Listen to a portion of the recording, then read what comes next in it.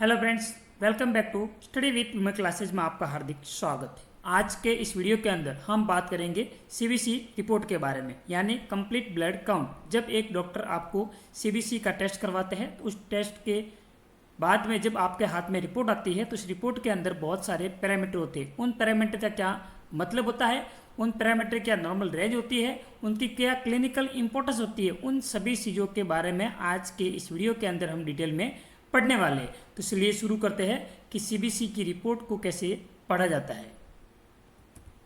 CBC की report पढ़ने से पहले आपको पता होना चाहिए कि आखिर में सीबीसी होता क्या है। तो जो सीबीसी है एक प्रकार क्या है, ब्लड टेस्ट है, जिसका जो फुल फॉर्म होता है वो कंप्लीट ब्लड काउंट इसका फुल फॉर्म होता है। ये जो सीबीसी टेस्ट है हमारे शरीर के अंदर जो कई प्रकार की जो सेल्स होती हैं उनकी संख्या और उनकी स्थिति बताता है कि उनकी यदि संख्या बढ़ जाती है या फिर कम हो जाती है तो हमारे बॉडी में क्या इफेक्ट होता है। इससे हम क्या आइडेंटिफाई कर सकते हैं कि हमारे बॉडी में किसी प्रकार कोई इन्फेक्शन है कि नहीं है, एनीमिया जैसी कोई कंडीशन है कि नहीं है, यदि प्लेट कोई डिसऑर्डर है कि नहीं है, अदर जो डिजीज होती है उनका भी आइडेंटिफिकेशन हम सीबीसी टेस्ट के आधार पर कर सकते हैं। जो हमारे बॉडी के अंदर जो सीबीसी टेस्ट होता है वो हमारे बॉडी के अंदर ओवरऑल ब्लड की कंडीशन को बताता है, जिसके अंदर हम red blood cell, white blood cell, platelet and haemoglobin को ऑब्जर्व करते हैं। इन सभी सेल्स के ऑब्जर्व करने के बाद में ही हम हीमोग्लोबिन की जो रिपोर्ट होती है उसको रीड करते हैं, और रिपोर्ट को रीड करने के बाद में ही हम बता पाते हैं कि एक्चुअल में जो पेशेंट की जो कंडीशन है वो क्या है, उनको कौन से किस टाइप का इन्फेक्शन है। तो ये सारी चीज़ें उस रिपोर्ट के अंदर हम देखते हैं। अब बात करते हैं कि जब सीबीसी टेस्ट किया जाता है तो उसके अंदर कौन से पैरामीटर होते हैं जिसके अंदर सीबीसी रिपोर्ट के अंदर लिखे होते हैं। जिसके अंदर एक हीमोग्लोबिन होता है जिसकी संख्या अपन घटी है या बढ़ी है, एनीमिया की कंडीशन है कि नहीं है, वो देख कर रिपोर्ट को आइडेंटिफाई करते हैं। उसके बाद हम आरबीसी देखते हैं, फिर उसके आरबीसी की इंडिसीज देखते हैं। इंडिसीज देखने से अपने को ये पता चलता है कि कौन से टाइप्स का एनीमिया है, जिसके अंदर हम एमसीवी की नॉर्मल रेंज, एमसीएस, एमसीएससी, आरटीडब्ल्यू, इन जो पैरामीटर हैं उनको आइडेंटिफाई करने के बाद में ही हम एनीमिया का पता लगाते हैं। उसके बाद में हम डब्ल्यूसी काउंट देखते हैं, फिर डीएलसी और प्लेटलेट। साथ में जब आपके डॉक्टर सीबीसी का टेस्ट करवाते हैं तो उसके साथ साथ आपके कभी कभी ईएसआर का भी टेस्ट करवाते हैं। उसके बारे में भी इस वीडियो के अंदर हम जानेंगे। सबसे पहला पैरामीटर की बात करते हैं जिसके अंदर हीमोग्लोबिन एंड आरबीसी के बारे में, यानी रेड ब्लड सेल के बारे में बात करते हैं। सबसे पहले कि हीमोग्लोबिन का काम क्या होता है। हमारे बॉडी के अंदर जो ब्लड है उसके अंदर जो ऑक्सीजन का जो ट्रांसपोर्ट करता है वो कौन करता है, हीमोग्लोबिन करता है। और जो हीमोग्लोबिन होता है वो कहाँ पाया जाता है, आरबीसी के अंदर पाया जाता है। हमारे ब्लड जो होता है वो रेड कलर का होता है, वो किसके कारण होता है, हीमोग्लोबिन के प्रेजेंस होने के कारण हमारे ब्लड जो होता है वो रेड कलर का होता है। उसके बाद में जो आरबीसी है, आरबीसी का जो मुख्य काम है वो भी क्या है कि ऑक्सीजन को शरीर के सभी भागों तक पहुंचाना होता है। और आरबीसी का जो फॉर्मेशन होता है वो हमारे बॉडी के अंदर बोन मैरो के अंदर उसका फॉर्मेशन होता है। बात करते हैं कि हीमोग्लोबिन की नॉर्मल रेंज की। जब मेल के अंदर 13 से 11 ग्राम पर डेसीलीटर इसकी नॉर्मल रेंज रहती है मेल के अंदर, और फीमेल के अंदर रहती है 12 से लेकर 15 ग्राम पर डेसीलीटर। ऐसे कौन से कारण हैं जिस कारण से हमारे बॉडी के अंदर जो हीमोग्लोबिन होता है उसका स्तर होता है वो कम हो जाता है। जब भी आपको एनीमिया की कंडीशन में, ब्लड लॉस, आयरन डेफिशिएंसी, इन कंडीशन के अंदर जो हीमोग्लोबिन की वैल्यू होती है वो कम हो जाती है। और जब भी आपके बॉडी के अंदर डिहाइड्रेशन, यदि पॉलीसाइथेमिया या स्मोकिंग हाई एल्टीट्यूड होगा, उस कंडीशन के अंदर जो हीमोग्लोबिन का जो नॉर्मल रेंज होता है वो ज़्यादा हो जाता है। बात करते हैं रेड ब्लड सेल के बारे में कि मेल के अंदर इसकी जो नॉर्मल रेंज रहती है वो 4.5 से लेकर 5.5 मिलियन पर क्यूबिक एमएम इसकी नॉर्मल रेंज रहती है। फीमेल की बात कर ली जाए तो 4.0 से लेकर 5.0 मिलियन पर क्यूबिक एमएम इसकी नॉर्मल रेंज रहती है। जब भी एनीमिया, एक्सेसिव ब्लीडिंग या फिर बोन में कोई प्रॉब्लम होगी तो उस कंडीशन के अंदर आरबीसी की जो संख्या होती है वो कम हो जाती है। उसके बाद में पॉलीसाइथेमिया, डिहाइड्रेशन या फिर हाई एल्टीट्यूड जैसी कंडीशन के अंदर आरबीसी की संख्या होती है वो बढ़ जाती है। एक चीज़ आप याद रखना कि जब भी हीमोग्लोबिन या फिर आरबीसी कम हो जाए उस कंडीशन को हम एनीमिया बोलते हैं, और जब भी हीमोग्लोबिन या आरबीसी ज़्यादा हो जाए तो उस कंडीशन को हम पॉलीसाइथेमिया बोलते हैं। ये वर्ड्स होते हैं, ये आपके कॉम्पिटिटिव एग्जाम्स के अंदर काम के आते हैं। बात करते हैं नेक्स्ट पैरामीटर की, यानी डब्ल्यूबीसी एंड डीएलसी। डब्ल्यूबीसी का मतलब होता है वाइट ब्लड सेल के बारे में हम बात करेंगे, और डीएलसी के अंदर डिफरेंशियल ल्यूकोसाइट काउंट, जिसके अंदर 5 टाइप्स की सेल होती हैं उनके बारे में हम बात करेंगे। बात करते हैं कि WBC आखिर में होता क्या है और WBC क्या काम क्या करता है हमारे बॉडी के अंदर। जो WBC हमारे शरीर के अंदर किसी भी प्रकार का कोई इन्फेक्शन होता है या कोई डिजीज होता है उनको हमारे बॉडी को प्रोटेक्ट करता है। और ये जो WBC होता है वो कहाँ, उसका फॉर्मेशन कहाँ पे होता है, हमारे बॉडी के अंदर बोन मैरो के अंदर इसका फॉर्मेशन होता है। बात करें इसके नॉर्मल रेंज की तो 4000 से लेकर 11000 पर क्यूबिक mm इसकी नॉर्मल रेंज रहती है। जब भी जो WBC की संख्या यदि नॉर्मल रेंज से ज़्यादा आ जाती है तो उस कंडीशन के अंदर उस पेशेंट को बैक्टीरियल इन्फेक्शन हो सकता है, ल्यूकेमिया जैसी कंडीशन हो सकती है, इन्फ्लामेशन हो सकता है या फिर किसी प्रकार का कोई टिश्यू डैमेज हो सकता है। उस कंडीशन के अंदर जो WBC की संख्या होती है वो बढ़ जाती है। बात करते हैं WBC कम होने पर किस कंडीशन के अंदर WBC कम हो जाते हैं। यदि आपको वायरल इन्फेक्शन है, टाइफॉइड है, बोन मैरो सप्रेशन है या फिर इम्यूनिटी वीक है, उस कंडीशन के अंदर जो WBC होते हैं वो कम हो जाते हैं। अब बात करते हैं DLC के बारे में, यानी डिफरेंशियल ल्यूकोसाइट काउंट के बारे में। उसके अंदर हम बात करेंगे neutrophil, lymphocyte and eosinophil, monocyte and basophil के बारे में हम बात करेंगे। बात करते हैं न्यूट्रोफिल के बारे में। हमारे ब्लड के अंदर न्यूट्रोफिल की जो नॉर्मल रेंज रहती है 40 से लेकर 70% इसकी नॉर्मल रेंज रहती है। जब भी न्यूट्रोफिल यदि बढ़ जाते हैं तो उस कंडीशन के अंदर हमारे बॉडी के अंदर बैक्टीरियल इन्फेक्शन हो जाता है या फिर एक्यूट इन्फ्लामेशन हो जाता है। तो उस कंडीशन के अंदर जो न्यूट्रोफिल होते हैं वो बढ़ जाते हैं। यदि वायरल इन्फेक्शन या फिर टाइफॉइड जैसी कंडीशन है उस कंडीशन के अंदर न्यूट्रोफिल होते हैं वो कम हो जाते हैं। बात करते हैं लिम्फोसाइट की। हमारे बॉडी के अंदर जो लिम्फोसाइट की जो नॉर्मल रेंज रहती है वो 20 से लेकर 40% रहती है। जब भी आपको वायरल इन्फेक्शन, क्रॉनिक इन्फेक्शन हो उस कंडीशन के अंदर जो लिम्फोसाइट होते हैं वो बढ़ जाते हैं। इम्यूनिटी वीक या फिर स्ट्रेस के कारण जो लिम्फोसाइट होते हैं वो कम हो जाते हैं। तो इस कंडीशन के अकॉर्डिंग हम उनकी संख्या को जानकर हम बता सकते हैं कि उस पेशेंट को वायरल इन्फेक्शन है या फिर बैक्टीरियल इन्फेक्शन है। एक चीज़ आपको याद रखनी है कि जब भी न्यूट्रोफिल कम हो जाएंगे तो आपको वायरल इन्फेक्शन हो सकता है, यदि बढ़ जाएंगे तो बैक्टीरियल इन्फेक्शन हो सकता है। और लिम्फोसाइट के अंदर यदि लिम्फोसाइट बढ़ जाते हैं तो उसको वायरल इन्फेक्शन हो सकता है। बात करते हैं यूसिनोफिल के बारे में। यूसिनोफिल की जो नॉर्मल रेंज रहती है वो 1 से लेकर 6% रहती है। जब भी एलर्जी, अस्थमा, पैरासाइटिक इन्फेक्शन हो रखा हो उस कंडीशन के अंदर जो यूसिनोफिल होते हैं वो बढ़ जाते हैं। और एडिनल किसी प्रकार की प्रॉब्लम है उस कंडीशन के अंदर यूसिनोफिल कम हो जाते हैं। मोनोसाइट की बात करें तो मोनोसाइट की जो नॉर्मल रेंज रहती है वो 2 से लेकर 10% इसकी नॉर्मल रेंज रहती है। जब भी क्रॉनिक इन्फेक्शन, टीबी या फिर इन्फ्लामेशन जैसी कंडीशन के अंदर जो मोनोसाइट की जो संख्या होती है वो बढ़ जाती है। यदि संख्या की कम होने की बात करें तो रेयर कंडीशन के अंदर मोनोसाइट की संख्या होती है वो कम हो जाती है। बात करते हैं बेसोफिल की। इसकी नॉर्मल रेंज की बात कर लीजिए तो 0 से लेकर 1% इसकी नॉर्मल रेंज रहती है।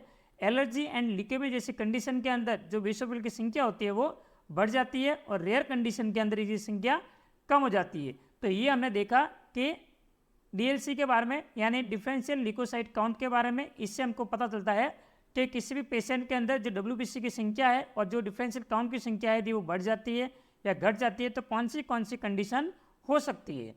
नेक्स्ट बात करता है प्लेटलेट के बारे में। यानी जो प्लेटलेट है उसका क्या रोल होता है हमारे बॉडी के अंदर। जो प्लेटलेट है हमारे बॉडी के अंदर ब्लड को क्लॉट करने में क्या करता है, ये हेल्प करता है। जब भी हमारे बॉडी के अंदर किसी प्रकार की कोई इंजरी हो जाती है तो उस टाइम पे हमारे बॉडी में ब्लीडिंग होती है। ब्लीडिंग को रोकने के लिए प्लेटलेट होता है वो क्या बनाता है, क्लॉट बनाता है। बात करते हैं इसके नॉर्मल रेंज की। इसकी जो नॉर्मल रेंज होती है वो 1.5 से लेकर 4.5 लाख पर क्यूबिक mm इसकी नॉर्मल रेंज रहती है। जब भी आपको डेंगू जैसी condition, malaria, typhoid, bleeding disorder, bone marrow problem या फिर ड्रग इफेक्ट जैसी कंडीशन हो उस कंडीशन के अंदर जो प्लेटलेट की जो संख्या होती है वो क्या हो जाती है, कम हो जाती है। उसके बाद में जब भी आपको infection, inflammation, cancer, iron deficiency anaemia and after operation जैसी कंडीशन हो उस कंडीशन के अंदर जो प्लेटलेट की संख्या होती है वो बढ़ जाती है।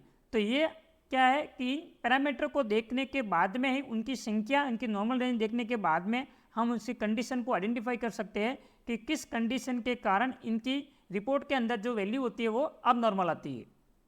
नेक्स्ट हम बात कर रहे हैं कि ESR टेस्ट के बारे में। ESR का जो फुल फॉर्म होता है वो इरिथ्रोसाइट सेडिमेंटेशन रेट इसका फुल फॉर्म होता है। ये एक प्रकार का नॉन स्पेसिफिक टेस्ट होता है जिससे हमारे शरीर के अंदर किसी प्रकार की कोई सूजन यानी इन्फ्लामेशन या फिर इन्फेक्शन का पता लगाने में ये टेस्ट हेल्प करता है। बात करते हैं इसके नॉर्मल रेंज की। मेल की बात कर ली जाए तो मेल के अंदर इसकी नॉर्मल रेंज होती है 0 से लेकर 15 mm पर आवर इसकी नॉर्मल रेंज रहती है। फीमेल की बात करें तो फीमेल के अंदर 0 से लेकर 20 mm पर आवर इसकी नॉर्मल रेंज रहती है। जब भी हमारे बॉडी के अंदर ट्यूबरकुलोसिस, बैक्टीरियल या viral infection, chronic inflammation, rheumatoid arthritis, soft tissue injury या फिर मेलिग्नेंसी यानी कैंसर जैसी कंडीशन हो, उस कंडीशन के अंदर जो ईएसआर होता है वो क्या हो जाता है, बढ़ जाता है। ईएसआर बढ़ा हुआ हो सकता है ये, लेकिन ये किसी बीमारी को कंफर्म नहीं करता, सिर्फ ये अपने को क्या करता है, संकेत देता है कि आपको इस चीज़ से आप सफ़र कर सकते हो। ये आइडेंटिफाई नहीं कर सकता कि आप इसी बीमारी से ग्रसित हो। ये ईएसआर टेस्ट से अपने को पता नहीं चल सकता, बट अपने को ये पता चल सकता है कि हमारे बॉडी के अंदर किसी प्रकार का इन्फेक्शन है या फिर इन्फ्लामेशन है। ये हम ईएसआर टेस्ट से पता लगा सकते हैं। इसके अब बात करते हैं नेक्स्ट आरबीसी के इंडिसेस के बारे में, कि जो आरबीसी की जो इंडिसेस है वो हमने देखी थी कि MCV, MCH, MCHC और RDW, ये हमने क्या देखी थी कि आरबीसी की इंडिसेस के बारे में। उन सभी इंडिसेस के बारे में देख लेते हैं कि इंडिसेस को पढ़ने के बाद में हम कौन से टाइप्स के एनीमिया होते हैं उनको आइडेंटिफाई कर सकते हैं। सबसे बात करते हैं पहले पैरामीटर की, जिसके अंदर MCV मतलब मीन कॉर्पस्कुलर वॉल्यूम।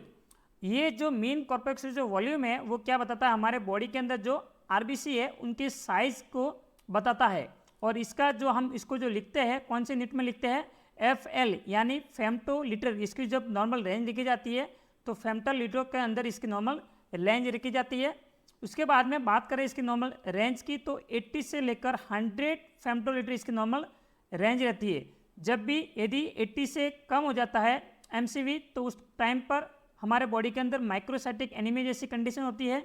यदि 100 से ऊपर हो जाता है नॉर्मल रेंज से तो मैक्रोसाइटिक एनीमिया जैसी कंडीशन हो जाती है।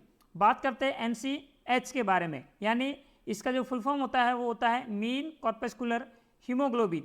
ये हमारे बॉडी के अंदर जो आरबीसी होती है उसके अंदर मौजूद हीमोग्लोबिन की मात्रा बताता है कि उसके अंदर हीमोग्लोबिन का मात्रा कितनी है। इसकी यदि यूनिट की बात करें तो इसकी यूनिट होती है वो पिकोग्राम, यानी इसको आइडेंटिफाई हम करते हैं PG से लिखते हैं। बात करें इसके नॉर्मल रेंज की तो 27 से लेकर 32 पिकोग्राम इसकी नॉर्मल रेंज रहती है। जब भी MCH कम हो जाता है तो उस टाइम पर हाइपोक्रोमिक एनीमिया जैसी कंडीशन हो जाती है, जिसमें जो क्या है कि आरबीसी के अंदर जो हीमोग्लोबिन है वो क्या हो जाता है, कम हो जाता है। तो ये MCH के अंदर हम देखते हैं। नेक्स्ट बात करते हैं कि MCSC के बारे में। इसका जो फुल फॉर्म होता है वो होता है मीन कॉर्पस्कुलर हीमोग्लोबिन कॉन्सेंट्रेशन। ये हमारे बॉडी के अंदर जो आरबीसी होते हैं उसके अंदर जो हीमोग्लोबिन की जो कॉन्सेंट्रेशन होती है उसको बताता है कि आरबीसी के अंदर हीमोग्लोबिन की जो कॉन्सेंट्रेशन है वो कितनी है। उसको हम किससे आइडेंटिफाई करते हैं, ग्राम पर डेसीलीटर के द्वारा इसको हम लिखा जाता है। बात करें इसके नॉर्मल रेंज की तो 32 से लेकर 36 ग्राम पर डेसीलीटर इसकी नॉर्मल रेंज रहती है। जब भी आयरन डेफिशिएंसी एनीमिया या फिर थैलेमिया जैसी कंडीशन हो जाती है तो उस कंडीशन के अंदर जो MCSC होता है वो कम हो जाता है। बात करते हैं फोर्थ इंडिसेस की, जिसको हम RDW के नाम से जानते हैं, जिसका फुल फॉर्म होता है रेड सेल डिस्ट्रीब्यूशन विड्थ। जो हमारे बॉडी के अंदर जो आरबीसी होते हैं उसके साइज में कितना वेरिएशन है उसको ये बताता है, और इसकी जो यूनिट होती है वो ये परसेंटेज में अपने को बताता है।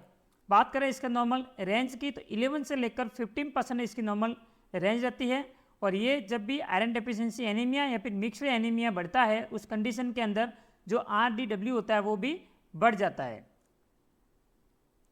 अब बात कर लेते हैं कि अपन कौन से टाइप की जो एनीमिया होता है, कि जब भी माइक्रोसाइटिक हाइपोक्रोमिक एनीमिया, नॉर्मोसाइक्रोमिक एनीमिया या फिर मैक्रोसाइटिक एनीमिया को हम कैसे आइडेंटिफाई करेंगे आरबीसी के इंडिसेस को देखने के बाद में।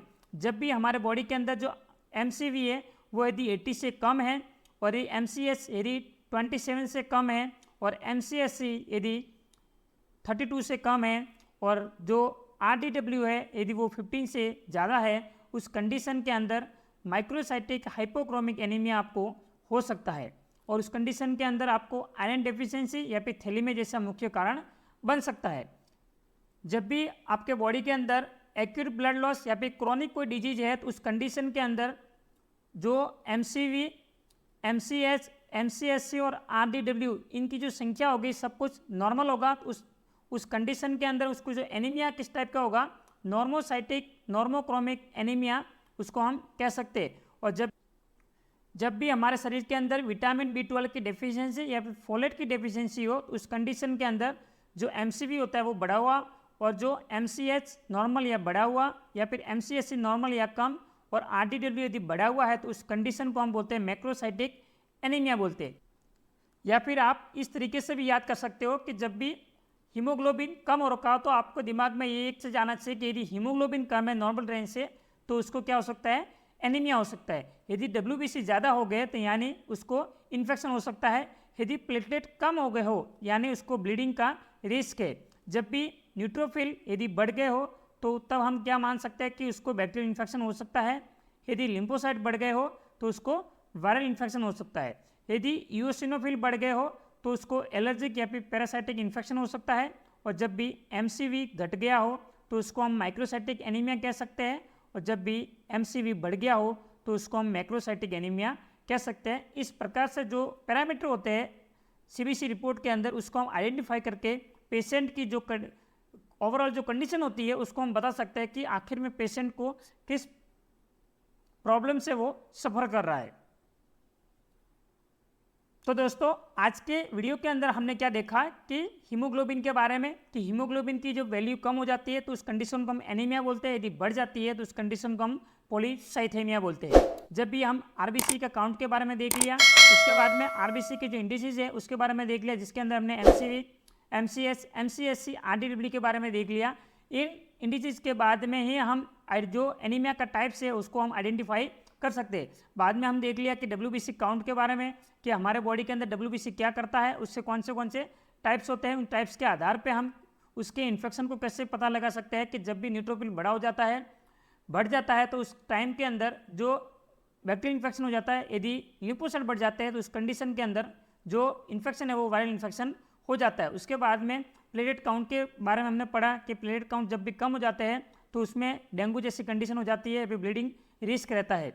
उसके बाद में हमने देखा कि ESR के बारे में, जब भी ESR यदि बढ़ जाता है तो हमारे बॉडी के अंदर किसी भी प्रकार का कोई इन्फेक्शन या फिर इन्फ्लामेशन होने का संकेत देता है। तो ये सारे जो पैरामीटर होते हैं वो CBC रिपोर्ट के अंदर सभी पैरामीटर लिखे होते हैं। उन पैरामीटर के आधार पे हम CBC का जो रिपोर्ट होता है उसको आसानी से हम पढ़ सकते हैं और पता लगा सकते हैं कि हमारे बॉडी के अंदर, हमारे ब्लड के अंदर किस प्रकार का इन्फेक्शन है और किस डिजीज से हम सफ़र कर रहे हैं। तो दोस्तों इस प्रकार से हम जो CBC के जितने भी पैरामीटर होते हैं उन सभी पैरामीटर को, उनके नॉर्मल रेंज, उनके क्लिनिकल इंपॉर्टेंस और बढ़ने या घटने के क्या कारण हो सकते हैं, उन सभी को इस वीडियो के अंदर हमने देखा। यदि वीडियो अच्छा लगा हो तो लाइक, शेयर और सब्सक्राइब करना ना भूलें चैनल को। मिलते हैं अगले नेक्स्ट वीडियो में, तब तक के लिए धन्यवाद।